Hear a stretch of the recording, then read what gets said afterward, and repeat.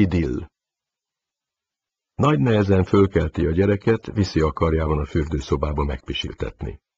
Én a paplan alatt fekszem a jó melegben. A gyerek berohan a fürdőszobából, rám mászik, aztán becsusszan a paplan alá. Lábammal megcsiklandozom a lábát, visszacsiklandoz, röhögünk. Ő bejön a fürdőszobából, megpróbálja a gyereket kicsalogatni a paplan alól, nem megy könnyen. Minden rokon szemem a kölyökké. Én sem mennék szívesen iskolába. Öltözteti, a gyerek közben ugrál az ágyon, be nem áll a szája. Ő fölteszi a kávét, a gyerek rohangál a szobája és az étkező között, most már nekem is föl kell kelnem. Amíg a gyerek az étkezőben filozofál tovább, gyorsan felöltözöm, majd betténfergek hozzájuk. A gyerek totojázva pakol a táskájába. Ő megkér, segítsek már a gyereknek összekészíteni a táskát. Silabizálom az órarendet, keresgélek az étkező asztalon és a könyvespolcon széthányt könyvek és munkafüzetek között. Nagyon szégyelném, ha nem kerülne minden a táskába. Kész a kávé, a gyerek szörpöt kér. Mellette ülök, szürcsölöm a kávét, a gyerek nagyon magyarázza az iskolát, közben a könyökével kidattyinti a bögréből a szörpöt. Ő bent szaladgál, a gyerek szemüvegét keresi, és közben a saját táskáját pakolja. Halkan figyelmeztetem a srácot, hogy kilötykölte a szörpöt. A gyerek hoz valami szalvétát, kicsit radírozza vele a terítőt, megtette a magáét. Ő bejön a megtalált szemüveggel, látja a csöndes összeesküvést, elneveti magát.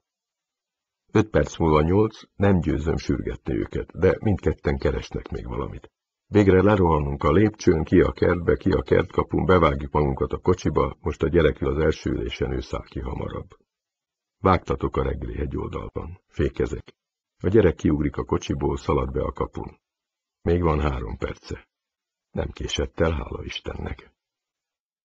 Ő előre ül a gyerek helyére. Jó nagy gázt adok, most már őnek éssen el. A hegyoldalban, kocsi-kocsi háttán, dugó van, szembesüt az ősszinap, 4 órán belül be kéne érnie. Morgok, amiért későn indultunk, visszamorog. Ezzel indul a játék, amit szeretünk. Gyűlölködés szellemeskedésbe csomagolva. Folytott feszültség. Kurta, bántó vakkantások.